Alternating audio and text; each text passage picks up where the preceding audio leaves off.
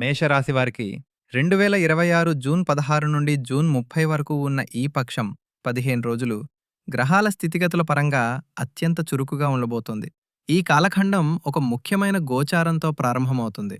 June 15న సూర్యభగవానుడు మీ రెండవ ఇల్లు ద్వితీయ భావం నుండి బయటకు వచ్చి మూడవ ఇల్లు తృతీయ భావం అనగా మిథున రాశిలోకి ప్రవేశిస్తాడు. తృతీయ భావం పరాక్రమం, ధైర్యం మరియు వ్యక్తిగత ప్రయత్నాలకు స్థానం. మరియు సూర్యుడు ఈ భావంలో ఉన్నప్పుడు వ్యక్తిలో స్పష్టమైన ఏకాగ్రత మరియు శక్తి ప్రవహిస్తుంది.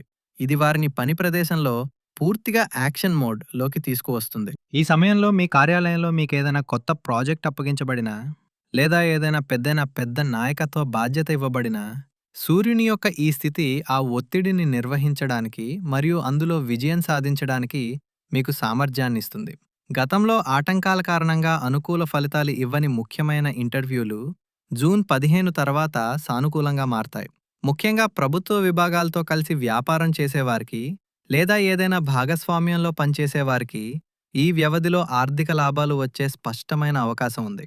జూన్ 5 నుండి జూన్ 15 మధ్య సూర్యుడు ద్వితీయ భావంలో ఉండటం వల్ల ప్రభుత్వ ఫైన్, చలాన్ లేదా పెనాల్టీ రూపంలో క్యాష్ ఫ్లోను ప్రభావితం చేసిన అనవసరపు ఖర్చులు ఈ గోచారంతో అదుపులోకి వస్తాయి. ఒక చిన్న అప్డేట్ ఇవ్వాలనుకుంటున్నాను.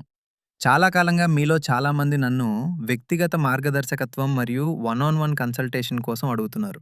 మీ అభ్యర్థనలను దృష్టిలో పెట్టుకుని నేనిప్పుడు ఈ సేవను ప్రారంభించాను. మీరు నాతో నేరుగా కనెక్ట్ కావాలనుకుంటే వాట్సాప్ ద్వారా సంప్రదించవచ్చు. నంబర్ స్క్రీన్ పైన కూడా చూపించబడింది మరియు వీడియో వివరణలో కూడా అందుబాటులో ఉంటుంది. మీ ప్రేమ మరియు మద్దతుకు హృదయపూర్వక ధన్యవాదాలు. ఇప్పుడు మళ్ళీ వీడియో వైపు తిరుగుదాం. ఈ శక్తితో పాటు ఒక ముఖ్యమైన జ్యోతిష వాస్తవాన్ని కూడా బాగా అర్థం చేసుకోవడం అవసరం. తృతీయ భావంలో సూర్యుని ఆగమనం వల్ల వ్యక్తి మనసులో పెద్ద వ్యాపార నష్ట భయాలను ఎదుర్కోవాలనే కోరిక బలంగా ఉంటుంది. ఈ సమయంలో ప్రస్తుత ఉద్యోగాన్ని వదిలి కొత్త వ్యాపారాన్ని ప్రారంభించాలనే లేదా షేర్ మార్కెట్ మరియు ట్రేడింగ్లో పెట్టుబడి పెట్టాలనే ఆలోచన మీకు రావచ్చు. కానీ ఇక్కడ గ్రహాల శాస్త్రీయ నియమం ఒక స్పష్టమైన సంకేతాన్ని ఇస్తుంది. దానిని విస్మరించడం సరైనది కాదు.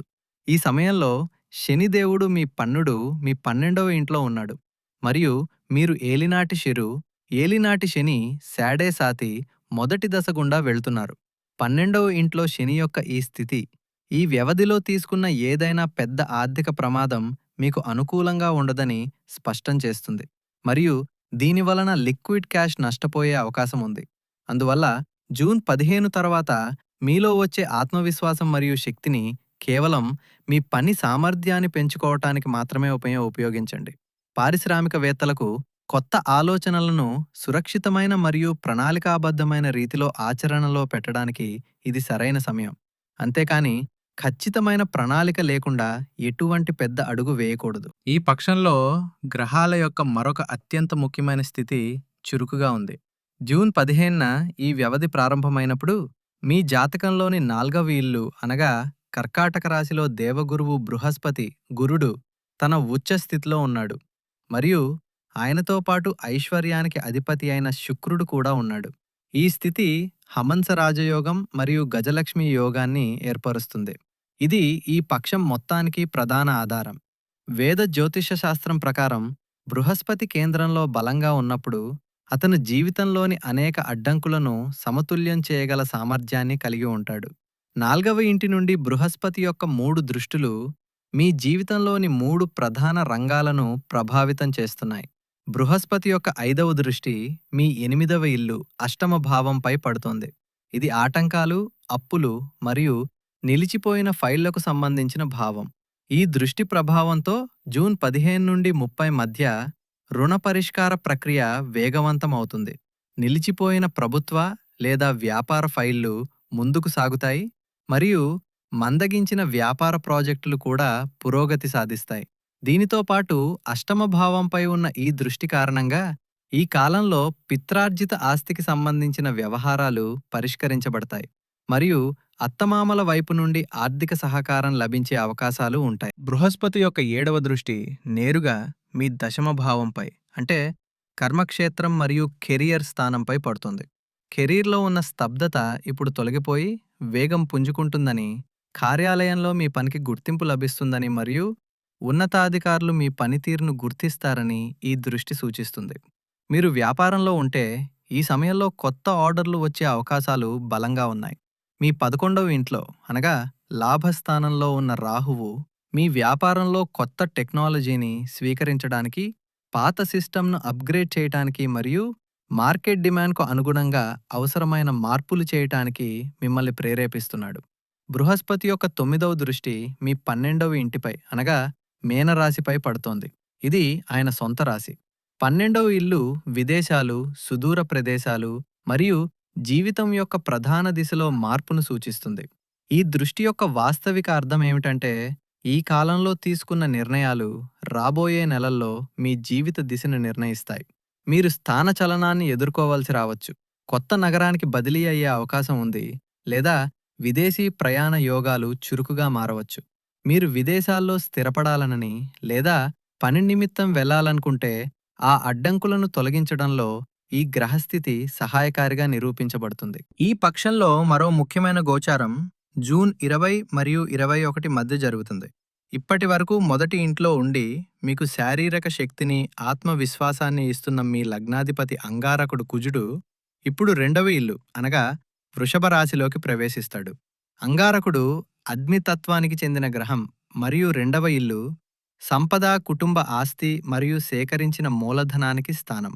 ధనభావంలో లగ్నాధిపతి కుజుడి యొక్క ఈ గోచారం మీ ఆర్థిక జీవితంలో మరియు క్యాష్ ఫ్లోలో ద్రవ్యతను తీసుకువస్తుంది. మార్కెట్లో దీర్ఘకాలంగా నిలిచిపోయిన మూలధనం పాత పరిచయస్తులు లేదా వ్యాపార సహచరుల ద్వారా తిరిగి రావడం ప్రారంభమవుతుంది. మీ ప్రస్తుత కార్యాలయంలో జీతాల పెంపు లేదా ఇంక్రిమెంట్ గురించి సమాచారం మీకు రావచ్చు, మరియు నిర్వహణ ఖర్చు లేదా భరణంకు సంబంధించిన కేసు నడుస్తుంటే దాని నిర్ణయం మీకు ఆర్థిక ప్రయోజనాన్ని చేకూర్చేలా మీ పక్షాన వస్తుంది. అయితే అంగారకుడి ఈ గోచారంతో కొన్ని జాగ్రత్తలు కూడా ఉన్నాయి. వాటిపై శ్రద్ధ వహించడం అవసరం.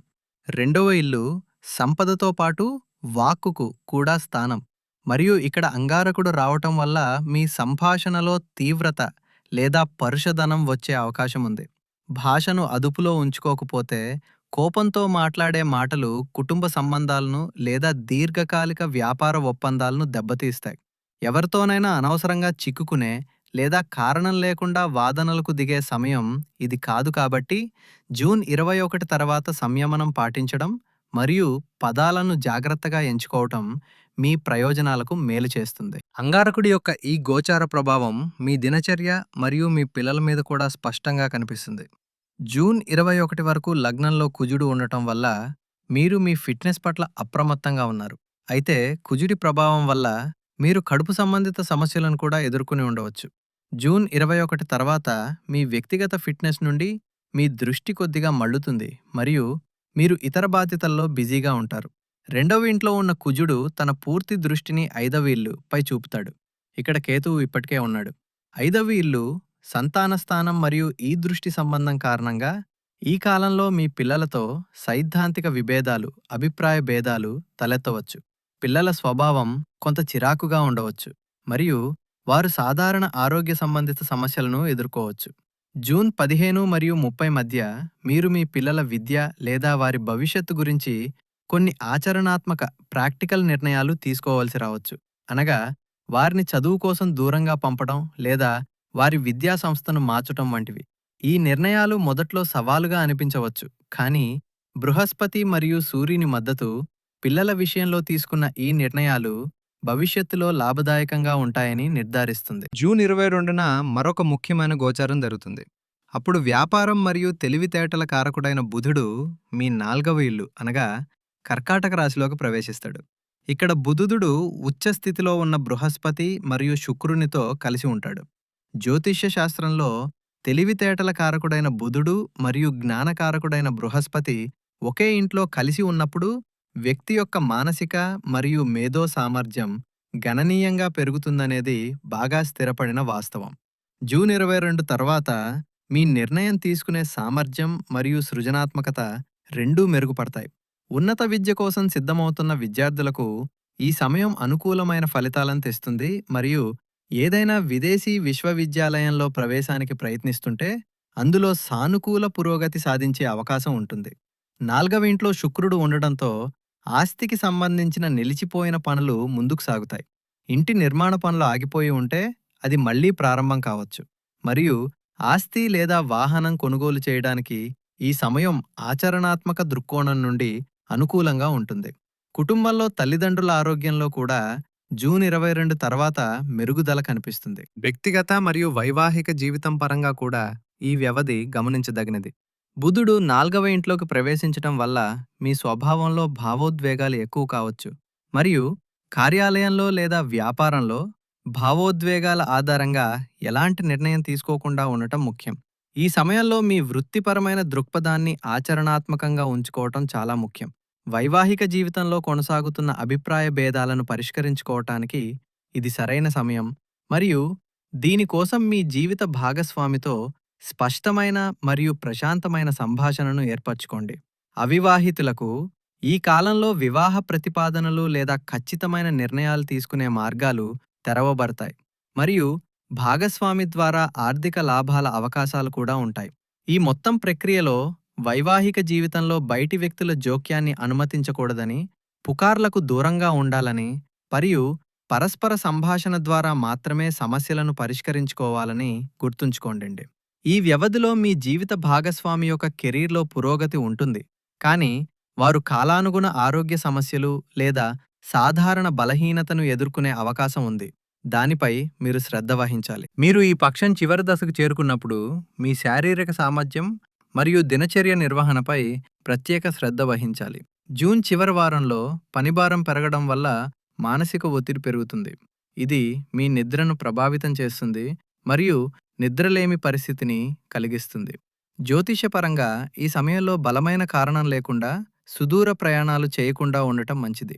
ఎందుకంటే ఈ ప్రయాణాలు ఎక్కువ అలసటను కలిగిస్తాయి మరియు వ్యాపార ప్రయోజనాలు పరిమితంగా ఉంటాయి.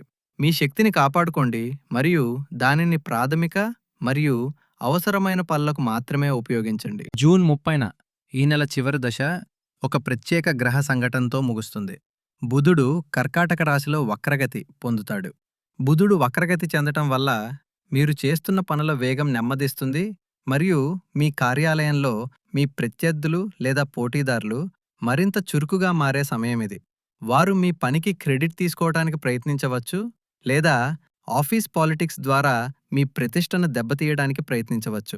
చట్టపరమైన మరియు డాక్యుమెంటరీ దృక్కోణం నుండి ఈ సమయం పూర్తి జాగ్రత్త వహించాల్సిన సమయం.